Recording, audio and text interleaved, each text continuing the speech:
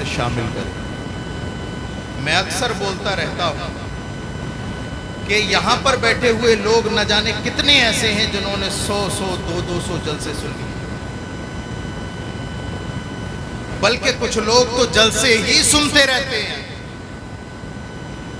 کچھ تو وہ ہیں جو یہاں آ گئے اور کچھ وہ ہیں سینکڑوں کی تعداد میں جو سوشل میڈیا کے ذریعے سن رہے ہیں۔ میرا ان تمام سننے والوں سے ایک سوال یہ ہے کہ کیا کوئی ایک جلسہ بھی آپ کی زندگی میں بدلاؤ لا سکا؟ یہاں سے لے کر کے وہاں تک میں آپ سے پوچھنا چاہتا ہوں، کیا کوئی ایک جلسہ بھی آپ کو اس قابل بنا سکا کہ آپ حشر کے میدان میں اپنے نبی کے سامنے جب حاضری ہو تو پشیمانی کا جو ہے پشیمان بن کر کے شرمندہ ہو کر کے اپنے رسول کی بارگاہ میں حاضر نہ ہو؟ کیا کوئی ایک ایسا جلسہ بھی آپ نے سنا؟ بہت ضرورت ہے اس بات کی، اس لیے کہ میں جہاں پر بیٹھا ہوں بھائی حسان دادا، میں جس جگہ پر بیٹھا ہوں یہ میری ذمہ داری ہے کہ میں یہاں سے وہ بات کہوں جس میں آپ ہی نہیں آپ کی نسلوں کے سدھار کے بھی چشمے پھوٹے۔ اس لیے کہ کل قیامت کے دن اللہ کے مامور فرشتے آپ سے سوال نہیں مجھ سے سوال کریں گے، نہ ادھر ادھر کی تو بات کر، یہ بتا کہ قافلہ کیوں لٹا، مجھے رہزنوں سے گلا نہیں، تیری رہبری کا سوال ہے۔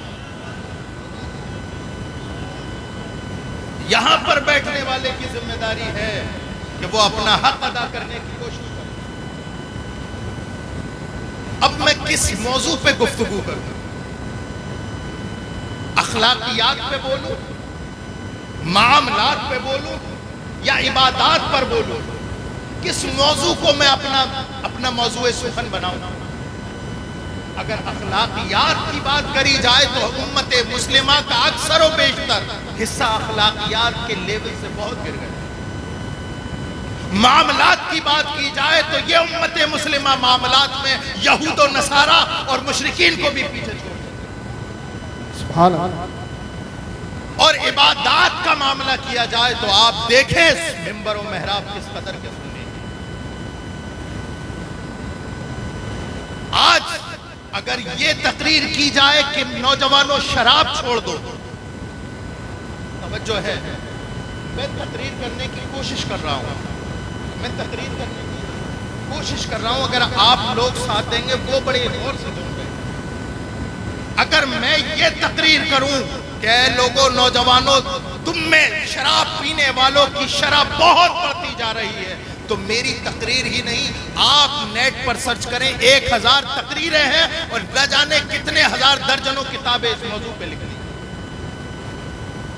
اگر میں یہ بات کروں کہ نوجوانوں زنا کے ریشات بڑھتے چلے جا رہے ہیں، تو اس موضوع پر میری اکیلے کی تقریر نہیں، سینکڑوں مقرر ہیں اور ہزاروں کتابیں مرتب ہو چکی ہیں۔ میں یہ بیان کروں کہ اے مسلمانوں سود کھانا چھوڑ دو، تو صرف واحد میری تقریر نہیں، نہ جانے کتنی تقریر، نہ جانے کتنی ہزار کتابیں۔ میں اب اپنی تقریر کرنے کی کوشش کے آخری مقام پر میں شروع کر رہا ہوں۔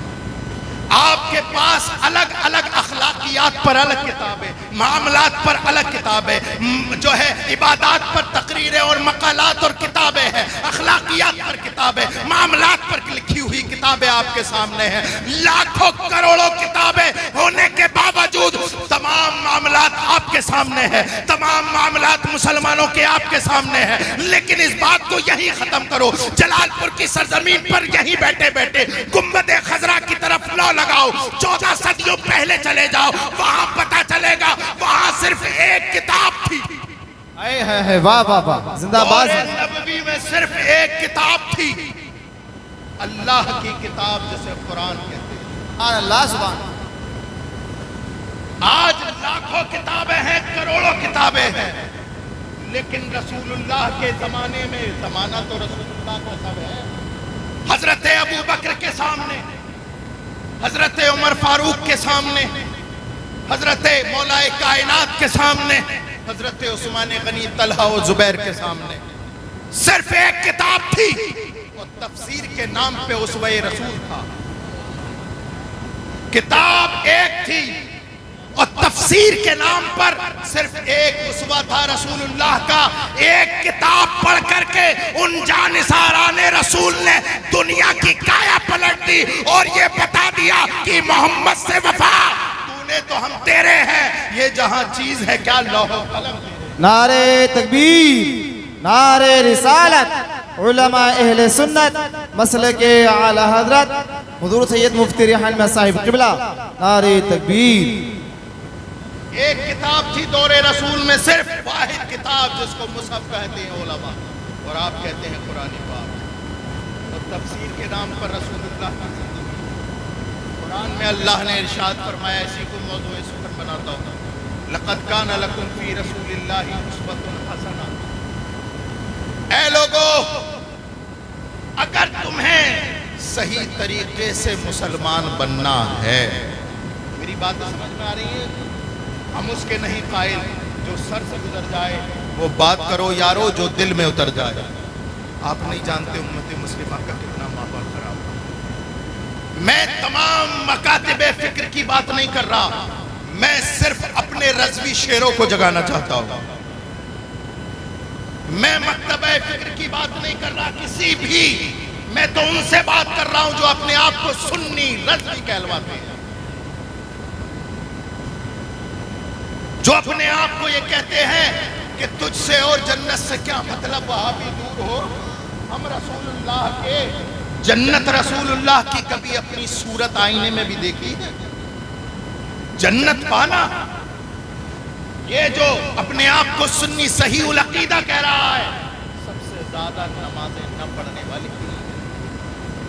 مجھے غلط مت سمجھنا، میں اپنوں سے بات کرتا ہوں، میں کسی اور کو کہوں گا، کسی اور بچے کے تھپڑ ماروں اس کے باپ کو غصہ آئے گا، لیکن میں خود اپنے بھائی کو تھپڑ ماروں تو مجھے درد، مجھے پتا ہے میرا بھائی کہاں پر غلط کر رہا ہے۔ اور ایک بات بتا دوں آپ کو، اصلاح یہاں سے لے کر کے وہاں تک سب کی، اس سے میں بھی بشمولیت من یہاں سے لے کے وہاں تک کایا پلٹ گئی اسلام کی۔ کیا اسلام تھا؟ رسول اللہ کے زمانے میں کون سا اسلام تھا اور تم کہاں پر لے کر آئے؟ آج اگر کوئی سود کھائے تو اسے بزنس مین کہتے ہو، اگر کوئی شراب پینے والا ہو اسے سو کولڈ مسلمان کہتے ہو، اگر کوئی اللہ اکبر کبیرہ دھوکہ دے دے تو اسے عقل مند اور چالاکی کا نام دیتے ہو۔ ذرا رسول پاک صلی اللہ علیہ وسلم کی جیونی تو پڑھو، کون سا اسلام لیے پھر رہے ہو؟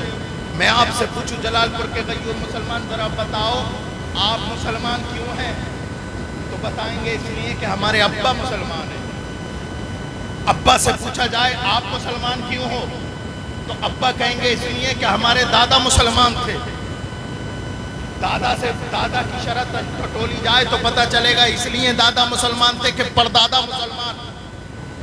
لیکن یاد رکھو مسلمانوں، یہ ایسا اسلام قابل قبول نہیں ہے، بلکہ اسلام وہی قبول ہے کہ جب جلال پور کے غیور مسلمان سے پوچھا جائے کہ بتا تو مسلمان کیوں ہے تو وہ جواب دے اس لیے کہ ہم محمد الرسول اللہ پر ایمان لائے۔ اسلام میں کوئی جاتی واد، کوئی باپ دادا نہیں، باپ داداؤں کا دین ختم کرنے کے لیے ہی اسلام آیا ہے۔ آج تم سے پوچھا جائے کہ یہ 40واں ہو گیا ابا کا اور یہ دیگے بنا رہے ہو، آپ کیوں کر رہے ہو؟ بولے کیا کریں، مجبوری ہے ہماری، اور ہمارے والد بھی ایسے کرتے ہیں۔ آج اگر پوچھا جائے کہ آپ کے یہاں پر آپ تو نمازی پرہیزگار ہیں، آپ کے بیٹے کے جو ہے اللہ اکبر کبیرہ منڈے میں ڈی جے اور گانے کیوں بج رہے ہیں، تو آپ کا جواب یہ ہوتا ہے کہ حضرت کیا کریں، مجبور ہیں، رشتہ دار بیٹھنے کو تیار نہیں تھے، رشتہ دار بیٹھنے کو تیار نہیں تھے، داماد بیٹھنے کو تیار نہیں، عطیہ آنے کو تیار نہیں، ان کی شرط ہی ایسی تھی کہ جب تک ڈی جے گانے باجے نہیں بجیں گے ہم تمہارے یہاں شادی میں شرکت نہیں کرائیں گے۔ ارے میں ان لوگوں کو سلام کرتا ہوں جو یہ کہتے ہو بہنوئی ہوگا اپنے گھر جا کر کے بیٹھ، باتیہ ہوگا اپنے گھر کا ہوگا، یہ رسول کے عاشق کا گھر ہے، یہاں موت تو آ سکتی ہے، رسول اللہ کی بغاوت نہیں ہو سکتی۔ زندہ باد، زندہ باد، واہ واہ، سبحان اللہ۔ ایسے مسلمان کہاں ہیں؟ ऐसे मुसलमान कहाँ हैं? एक वो मुसलमान थे कि जब कुरान ने कहा वस्मऊ वातिऊ, अपने रसूल की सुनो और अमल कर लो, इताअत करो, एक लम्हा भी नहीं सोचते थे कि दरमियान में रसूल ने फरमाया ऐसा तो हमें करना चाहिए कि नहीं। हजरत अबू हुरैरा, नहीं जानते आप लोग हजरत अबू हुरैरा को? यहाँ पर बैठने वाला जो हदीस बयान करता है उसमें अक्सर और बेशतर रिवायात हदीस हजरत अबू हुरैरा, खुदात हजरत अबू हुरैरा सरकार की बारगाह में हाजिर हुए। या रसूल अल्लाह इन्नी अस्माउ मिनका हदीसन फअंसा हो, या रसूल अल्लाह मैं आपसे हदीस सुनता हूँ और मैं भूल जाता हूँ, हदीस सुनता हूँ और भूल जाता हूँ, हदीस सुनता हूँ और भूल जाता हूँ। सरकार ने फरमाया अच्छा, सरकार ने फरमाया चादर बिछा दो। तवज्जो है जलालपुर वालों, क्या फरमाया सरकार ने? चादर बिछा दो। एक मर्तबा भी हजरत अबू हुरैरा ने नहीं सोचा मेरे सवाल का और सरकार के जवाब का जोड़ क्या बनता है। एक लम्हा नहीं सोचा कि मैं कह रहा हूं कि या रसूलल्लाह मुझे भूलने की बीमारी है। सरकार फरमाते हैं चादर बिछा दो, मेरे सवाल का आका के जवाब का जोड़ क्या बनता है। अल्लाह अकबर कबीरा, वो जानते थे ये वो हुक्म है। अल्लाह अकबर, जहां से हल्की सी भी ताखीर कर दी ईमान खतरे में आ जाए। हजरत अबू हुरैरा ने जैसे सुना आनन फानन अपनी चादर बिछा। अब सरकार ने यूं हाथ ऊपर किया, फिर यूं किया। रावी कहता है हजरत अबू हुरैरा की चादर में इस तरह से डाला। अब रावी कहता है हुजूर के हाथ खाली। तवज्जो चाहो, क्या थे? ऐसे उठाए, ऐसे किए, हजरत अबू हुरैरा की चादर में डाल दिए, चादर में डाल दिए। रावी, जितने रावी हैं सब ये कह रहे हैं कि ऐसे हजरत सरकार के हाथ थे, खाली थे और डाल दिए, खाली थे डाल दिए। हर देखने वाले ने देखा खाली है, डाल दिए। लेकिन मैंने बरेली के इमाम अहमद रजा से पूछा, ए इमाम अहमद रजा, मुकर्रिर तो ये बताते हैं कि हाथ खाली थे। वो कहते हैं, बरेली का इमाम बोलता है, अरे नादान, इनके चक्कर में न पड़ना। अरे सुन, इनके चक्कर में मत पड़ना। सुन, मैं बताता हूं कि सरकार के हाथ में क्या है, क्या है, क्या है सरकार के हाथ में। ऐसे ऐसे ऐसे करके पकड़ा और ऐसे रख दिया। अब इमाम कहते हैं मालिक कौनैन है, ऐसे करके पकड़ा, ऐसे रख दिया। मालिक कौनैन है, वो पास कुछ रखते नहीं, दो जहां की नेमतें हैं उनके खाली हाथ में। लोगों, ये मत देखो कि सरकार के हाथ खाली हैं। अरे अल्लाह के खजाने की कुंजी रसूलुल्लाह के हाथ में। अल्लाह अकबर कबीरा, एक लम्हा भी नहीं सोचा। हम क्या करते हैं कि हमें ये नहीं पता कि नमाजें पढ़नी चाहिए, हमें ये नहीं पता कि रोज़ा रखना चाहिए, हमें ये नहीं पता कि अच्छे अखलाक से पेश आना चाहिए, हमें ये नहीं पता। अल्लाह अकबर कबीरा, अल्लाह अकबर कबीरा, हमें ये नहीं पता कि किसी को गाली नहीं देना चाहिए, हमें ये नहीं पता कि गीबत नहीं करनी चाहिए। लेकिन उसके बावजूद भी आज माशरे का हालात, रसूल पाक सल्लल्लाहु अलैहि वसल्लम ने 14 सदियों पहले इरशाद फरमाता है, लोगों मेरी उम्मत पे एक जमाना आएगा, ला यब्का मिनल इस्लामी इल्ला इस्मुहु वला यब्का मिनल कुरआनी इल्ला रस्मुहु। सरकार ने इरशाद फरमाया, लोगों मेरी उम्मत पे एक ऐसा जमाना आएगा कि इस्लाम सिर्फ नाम का रह जाएगा, नाम का। वला यब्का मिनल कुरआनी इल्ला रस्मुहु, और कुरान सिर्फ लिखा हुआ रह जाएगा। आज अक्सर और बेशतर मुसलमान इसी ख्याल में है कि हम तो मुसलमान हैं, बाकी तमाम मामला हमारे यहूदी नसारा। आज हमारे घरों में कुरान तो है लेकिन पढ़ने की तौफीक नहीं। जब से हमने दाना सजा करके रखा और ताक में रख दिया, अल्लाह अकबर कबीरा, अल्लाह अकबर कबीरा, अयाज़ु बिल्लाह, अयाज़ु बिल्लाह, अल्लाह माफ फरमाए। एक एक इंची गर्द जम गई, कोई पढ़ने वाला नहीं। बताएं कितने लोग ऐसे हैं जिनके घरों में कुरान पाक की तिलावत होती है? चंद लोग होंगे, चंद लोग होंगे। ये बताइए कि कुरान ताकों में सजाने के लिए आया? कुरान ताकों में सजाने के लिए नहीं, बल्कि पढ़कर अमल करने के लिए आया था। आज हमारे पढ़ना तो दूर की बात, कुरान पाक सीखने को तैयार है और उसे इस्लामी किताब बना करके हमने ताक में रख दिया। और आप मुसलमान तो इतने बड़े हैं कि बेटी की शादी हो तो ये पता है 3 दिन पहले वो जाता है कुरान पाक बेटी की ससुराल। बेटी घर की औरतें फिर भी पढ़ लेती हैं, लेकिन मर्दों को मयस्सर नहीं। इन्हें पढ़ने की आदत किस बात की है? हाँ, अखबार होना चाहिए, दैनिक जागरण हो, अमर उजाला हो, सुबह हो, एक हाथ में कप हो, टेबल पे अखबार हो, ये चाहिए।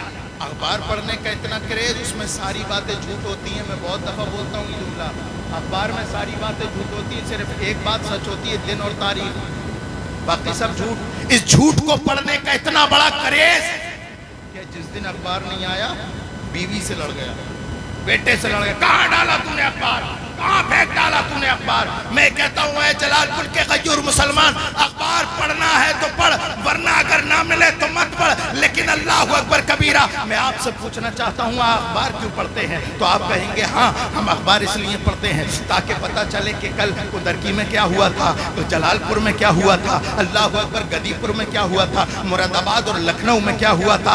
आप अखबार इसलिए पढ़ते हैं ताकि पता चले कि कल क्या हुआ था। मैं कहता हूँ ऐ जलालपुर के गयूर मुसलमान, अरे तू कुरान पढ़ा कर ताकि तुझे पता चले कि कल क्या होने वाला है। सहरा में, जंगलों में, बयाबान में पढ़ो, मीनार गिर पड़े तो मैदान में पढ़ो। ये बेखबर सहाफी तुम्हें क्या बताएंगे कल होने वाला क्या है। ये कुरान। नारे तकबीर, नारे रिसालत, अज़मते कुरान, शाने कुरान, इस्लाहे माशरा कॉन्फ्रेंस, मसलके आला हज़रत रसूल पाक सल्लल्लाहु ताला अलैहि वसल्लम की जिंदगी हमारे लिए नमूना अमल है। आप जिस भी फील्ड में चले जाएं, चाहे उसका ताल्लुक अखलाकियात से हो, चाहे उसका ताल्लुक तिजारत से हो, चाहे उसका ताल्लुक इबादत से हो, रसूलुल्लाह की जिंदगी तुम्हारे लिए नमूना है। आज लोग कहते हैं कि हजरत गुर्बत इतनी है कि नमाज पढ़ी नहीं जाती। अगर नमाज पढ़ेंगे तो खाना कैसे बनेगा? अगर नमाज पढ़ने लगे तो भट्टे पे जाएंगे कैसे?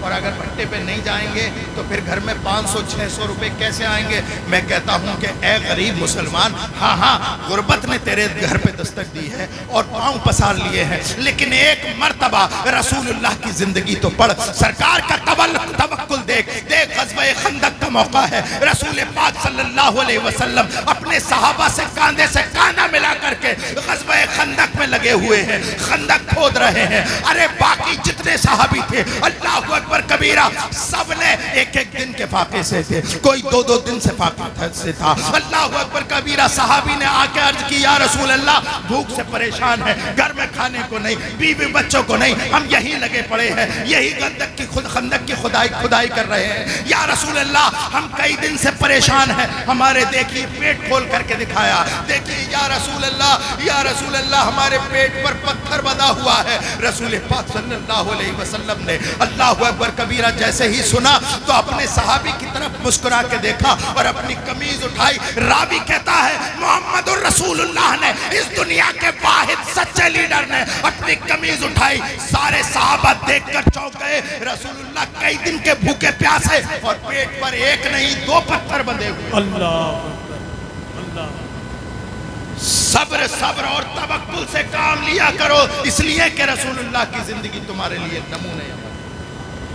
आप अगर भूखे हैं, सब्र कीजिए। अल्लाह की नेमतें जो जन्नत में है, उस नेमत के सामने दुनिया की कोई हैसियत नहीं। आप अगर गरीब हैं तब भी सरकार की जिंदगी आपके लिए नमूने है। आप अगर मालदार हैं तो देखिए सरकार की बारगाह में एक बहुत बड़ा बकरियों का रेवड़ सरकार को किसी ने खिदमत में दे दिया, तोहफतन दे दिया। तो एक ने आकर के सरकार की बारगाह में अर्ज की, या रसूल अल्लाह, अब तो आप मालदार हो गए, سرکار نے فرمایا تو نے میری مالداری کیا دیکھی؟ سرکار نے ارشاد فرمایا مالدار ہو گئے یا رسول اللہ، آپ کے پاس بہت بڑا بکریوں کا ریوڑ ہے۔ سرکار نے فرمایا مجھے مالداری پسند نہیں ہے، میں غربت کو پسند کرتا ہوں، جا وہ جتنی بکریاں ہیں میں نے تجھے دے دی۔ یہ سرکار کی مالداری، اور دیکھیے پھر ایثار، قربانی اور دوسروں کو دینا۔ اور ہاں اگر اللہ رب العزت تمہیں کسی قابل بنا دے، اگر تم گاؤں کے پردھان بن جاؤ، اگر D M S D M بن جاؤ، ودھایک بن جاؤ، تب بھی رسول اللہ کی زندگی آپ کے لیے نمونہ عمل ہے۔ آج تو مسلمان کا حال یہ ہے، میں اپنے آخری وقتوں میں تقریر کر رہا ہوں، آج مسلمان کا حال یہ ہے، اتنا برا حال ہے کہ ابھی یہ کسی لائق نہیں ہوتا، دشمنی ہو جاتی ہے تو صبر کرتا ہے۔ کس لیے صبر کرتا؟ میں ذرا پردھان بن جاؤں تو تیری اینٹ سے اینٹ بجاؤں گا، میں ودھایک بن جاؤں تو تیری اینٹ سے اینٹ بجاؤں گا، میں فلاں منتری کا قریبی ہو جاؤں تو میں تیری اینٹ سے اینٹ بناؤں گا۔ اے مسلمانوں، اللہ تمہیں کوئی منصب عطا کرے تو ذرا دیکھنا مدینے کے تاجدار کی طرف، رسول اللہ کی زندگی اس وقت بھی تمہارے لیے ہدایت اور نمونہ عمل ہے۔ دیکھو رسول اللہ صلی اللہ علیہ وسلم، فتح مکہ کا دن ہے، سرکار مکے کی طرف جا رہے ہیں اور فاتحانہ شان و شوکت سے جا رہے ہیں، مکے کی سرزمین پر لائن سے کھڑے ہیں۔ کون؟ جنہوں نے رسول اللہ کو گالیاں دی، کون؟ جس نے رسول اللہ کے گھر والوں کو پریشان کیا، کون؟ جس نے رسول اللہ کے راستے میں جو ہے کانٹے ڈالے، کون کھڑے ہیں جنہوں نے رسول اللہ کی ساری زندگی مخالفت کی؟ بدر سے لے کر کے فتح مکہ تک تمام دشمن رسول اللہ کی آنکھوں کے سامنے ہیں، چاہتے تو ایک ایک دشمن کا سر قلم کر دیتے، لیکن باہر رحمت للعالمین، وہ ہر عالم کی رحمت ہے، کسی عالم میں رہ جاتے، یہ ان کی مہربانی ہے کہ یہ عالم پسند آیا، سرکار رحمت للعالمین بن کے آئے اور سرکار نے ارشاد فرمایا او لوگو دیکھو میری زندگی تمہارے لیے نمونہ عمل ہے، تم اگر غریب ہو تب بھی میری زندگی نمونہ عمل ہے، اگر مالدار ہو تب بھی زندگی نمونہ عمل ہے، اور اگر تمہیں اللہ کسی منصب پر فائز کرے تو کسی اور طرف نہیں بلکہ فتح مکہ کا واقعہ دیکھ لینا۔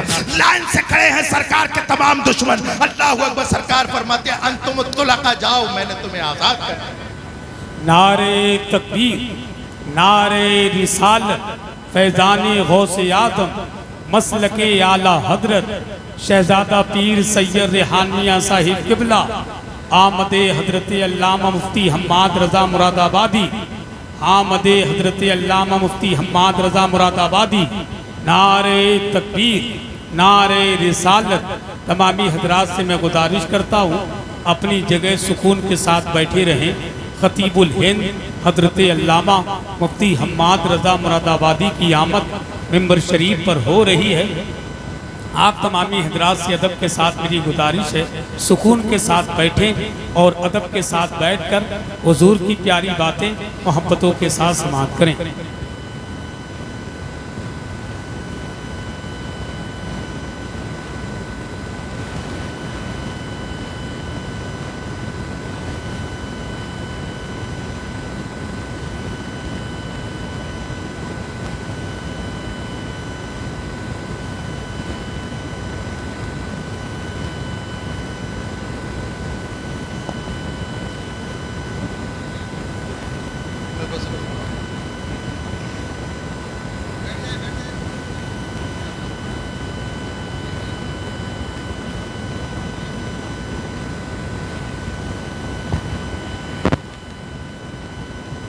سبھی لوگ فوراً بیٹھ جائیں، بہت جلدی بیٹھ جائیں۔ سید صاحب چند ہی منٹ میں اپنی گفتگو انشاءاللہ اختتام کی طرف لے کر کے جائیں گے۔ ہلو، سبھی حضرات بیٹھ جائیں فوراً، یہ بھائی جو کھڑے ہیں وہ جلدی سے جلد نیچے بیٹھیں تاکہ سید صاحب قبلہ کی تقریر مکمل ہو، اس کے فوراً بعد انشاءاللہ مفتی حماد صاحب قبلہ کی تقریر ہوگی۔ بیٹھ جائیں آپ لوگ۔ درود پاک پڑھیے، اللہم صلی علی سیدنا و شفیعنا و حبیبنا مولانا محمد بارک وسلم وسلم۔ میرے پیاروں، زندگی کے کسی گوشے میں آپ چلے جاؤ، رسول اللہ کی زندگی تمہارے لیے نمونہ عمل ہے۔ لقد کان لکم فی رسول اللہ اسوۃ حسنہ، اے لوگو میرے نبی کی زندگی تمہارے لیے اسوہ ہے، بہترین اسوہ ہے۔ لیکن اللہ اکبر کبیرہ، حالات یہ ہے کہ یہاں پر بیٹھ کر اگر کوئی آپ سے یہ کہتے ہو لوگو یا رسول اللہ کہو، کون کون جنت میں جانا چاہتا، ہاتھ اٹھا کے کہے یا رسول اللہ۔ میں آپ پر ٹونٹ کر رہا ہوں، اٹھا نہیں رہا آپ کے ہاتھ. میں آپ کو یہی بتانا چاہ رہا ہوں میرے پیارو، جنت اتنی آسان نہیں، جنت اتنی آسان نہیں. آج جھولیوں میں لے لے کے جنت کی چابی لوگ گھوم رہے ہیں بے شک. کہ ہمارے مرید ہو جاؤ جنت مل جائے گی، ہمارے مرید ہو جاؤ جنت مل جائے گی، جبکہ پیر کی خود کی پکی نہیں ہے. دیکھیں من آنم کے من دانم. بھائی حسان رضا نے میرے اتنے بڑے بڑے القاب میری اوقات سے زیادہ مجھے دیے. میں جانتا ہوں میں کیا ہوں. میرے پیارو، ایک تم ہو، ایک میں ہوں. زمینی سطح کے لوگ ہیں جن کا ذکر گلی کوچوں میں ہوتا ہے. لیکن آؤ میں تمہیں ایک ایسی شخصیت کی بات بتا کر کے اپنی بات ختم کرتا ہوں جن کے ذکر زمین پر نہیں عرش معلیٰ پہ ہوتے ہیں. اللہ اکبر کبیرہ. حضرت عمر فاروق اعظم رضی اللہ تعالیٰ عنہ کی شان کس کے سامنے مخفی ہے؟ کون سنی ایسا ہے جو حضرت عمر فاروق اعظم کو نہیں جانتا؟ سرکار نے ارشاد فرمایا، اے لوگوں جسے چلتا پھرتا جنتی دیکھ رہا ہو وہ حضرت عمر کو دیکھ لے. اللہ اکبر کبیرہ. سرکار نے ارشاد فرمایا حضرت عمر کی وہ شان ہے کہ اگر یہ کسی راستے سے جا رہے ہو تو کیا ہوتا ہے؟ شیطان اپنا راستہ بدل دیتا ہے. میں ایک قدم اور بڑھا کر رسول اللہ صلی اللہ علیہ وسلم کی نسبت سے حضرت عمر فاروق اعظم کی عظمت اور فضیلت بتاتا ہوں. حضرت عمر فاروق اعظم کی وہ شان ہے کہ 1 درجن سے زیادہ ان کی منشا کے مطابق قرآن میں آیات ہے. وہ عمر فاروق اعظم. لیکن اللہ اکبر، جب وقت وصال قریب آیا، جب انتقال کا وقت قریب آیا، اپنی بات مکمل کر رہا ہوں، وقت قریب آیا تو ایک صحابی کو بلایا. ان کے پاس سرکار دو عالم صلی اللہ علیہ وسلم نے منافقین مدینہ کے نام لکھوا دیے تھے فہرست، اور انہیں بلا کر کے کہا کہ اے رسول اللہ کے عاشق، اے صحابی رسول، تمہیں رسول اللہ کا واسطہ، میں نے سنا ہے تمہارے پاس منافقین مدینہ کی فہرست ہے، میرا وقت وصال قریب ہے، خدا کے لیے دیکھ کر کے یہ بتاؤ کہ عمر کا نام ان فہرست میں تو نہیں. حضرت عمر فاروق اعظم جس کے جنتی ہونے کی ضمانت آمنہ کا لال دے رہا ہے، لیکن خوف خدا کا عالم یہ کہ پوچھتے ہیں کہ بتاؤ منافقین مدینہ کے فہرست میں میرا نام تو نہیں. انہوں رونے لگے، اے امیر المومنین کیا بات کرتے ہیں، خدا کی قسم آپ کا نام اس فہرست میں نہیں ہے. جب وہ چلے گئے حضرت عمر فاروق اعظم نے اپنے بیٹے کو بلایا، چارپائی پر لیٹے تھے. حضرت عمر فاروق اعظم نے کہا، عبداللہ بیٹے، تو نے ساری زندگی میری فرما برداری کی ہے، آخری لمحات ہے میری زندگی کے، مجھ پہ ایک احسان کر. حضرت عبداللہ ابن عمر کہتے ہیں کہ اے ابا جان، بیٹا باپ پر کیا احسان کر سکتا ہے؟ آپ فرمائیے جس طرح سے ساری زندگی آپ کی فرما برداری کی ہے، وقت وصال بھی آپ کی فرما برداری ہوگی. حضرت عمر فاروق اعظم فرماتے ہیں، میں مرنے والا ہوں، اس دنیا سے کوچ کرنے والا ہوں. اللہ اکبر کبیرہ. میری روح قبض انصری سے پرواز کرنے والی ہے. میرے بیٹے احسان یہ کر، مجھے چرپائی سے اٹھا اور مجھے زمین پہ لٹا دے. اللہ اکبر. راوی بیان کرتا ہے جب حضرت عبداللہ بن عمر نے حضرت عمر فاروق اعظم کو کمر کے بل زمین پر لٹایا، حضرت عمر فاروق اعظم فوراً الٹے ہوئے اپنی ناک زمین پر رگڑنے لگے.